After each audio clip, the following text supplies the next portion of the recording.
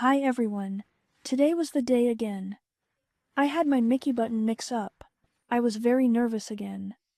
Very nervous, but fortunately it all went very well, and I am very happy about that. Usually I just pose a photo, but I thought I wanted to do something different this time.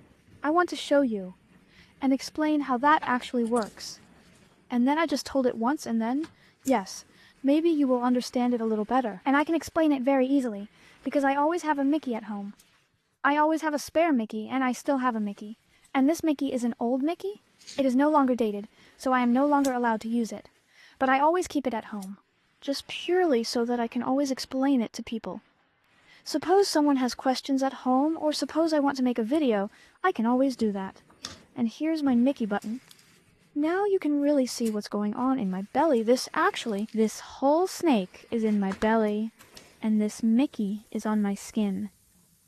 The Mickey is of course above my skin, and the rest of my fingers are all in my belly. As you can see, there is a balloon here, and this ensures that my Mickey stays in place. My fingers are my skin for a while, so my Mickey is on my skin. The first step they actually do with the Mickeybutton swap is that she keeps the balloon empty. Well, you can see now that the reward is back, and I can tell you that is not the case if you have a Mickeybutton mix-up. Because if you walk with a Mickey for 5 months with water in that balloon, it hardens. Of course, that makes sense because of all the gastric juices in your body. So unfortunately, the balloon never goes back to its real shape. So the balloon is always the most painful part of the whole Mickeybutton change. So then the reward is empty. What they do is that they pull a front thread in the middle cap, so that the new Mickey is in the right place.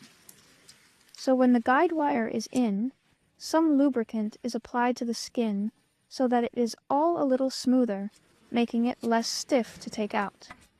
And then it's actually time to take out the Mickey very quickly. This is always the most painful part. Fortunately, I always have my mom, dad, and Petra from the pedagogical team with me. So I really like that, and they always keep me very calm. So what I always agree with the doctor is that I always breathe in and out 3 times and lash out at the 3rd. Is he going to take it out? So then the time has just come, and then he takes it out. Usually they stop halfway so they can see if the tactile wire is still in place, and then they actually take out the rest. The old Mickey is then taken out, because then the new Mickey is simply brought in. And the new Mickey always hurts much less than the old one, because it's new. It is smooth and not stiff.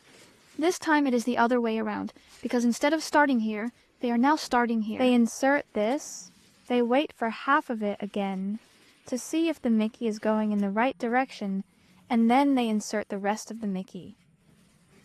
Then they inflate the balloon again, and then they take out the front wire. And then they inject another agent to see if the Mickey is really in the right place.